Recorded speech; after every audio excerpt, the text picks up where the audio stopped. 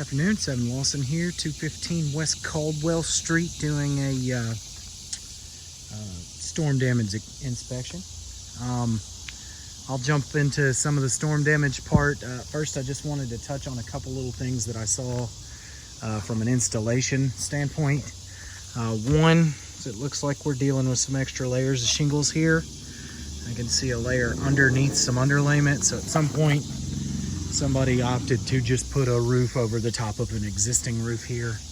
I would be willing to bet that that is the same story on this guy up here.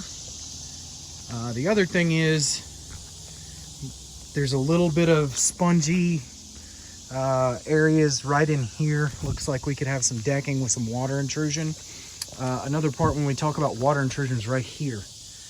The valley cut, it looks like whoever installed the roof just decided to lay the shingles over. That's going to cause them to lose adherence and flap in the wind. And as you can see, water is going to get under them. None of these are adhered down. None of them are nailed down, for that matter. Just for an idea, what it's supposed to look like is you're supposed to cut one called a California valley. This is an okay example of it. It's a little bit off from a tolerance standpoint, but they at least got it done.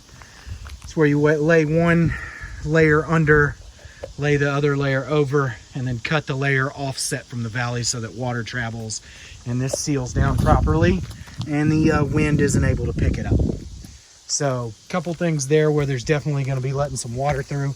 You can see where they did the same thing here, but they ran starter in the middle and didn't bring their shingles all the way over for some reason, but they halfway did it correct here. So on top of that, there's another thing here when it comes to installation on it. These are all things that somebody might catch if they were looking at it like an insurance adjuster. Because there's a second layer on it and because they were off on their nail course a little bit, some of the spots you can see, at first glance that looks like hail damage, but that is actually a nail that wasn't driven correctly and has popped up through the shingle, okay? So just a few things, again, when you talk about insurance, this is gonna be something an insurance inspector is gonna catch. There is, however, when I start looking at the soft metal areas, this thing's obviously beat up by hail. Same story on this one, not as bad because it gets a little shelter from here, but same thing. I mean, you can see all over the soft metal areas where they've been hailed on, and then the shingles themselves, there are some hail hits on those as well. You can look at this one right here. It's coursed in the shingle, round or oblong area. Some of the granules have been driven down into the shingle, others have been busted away.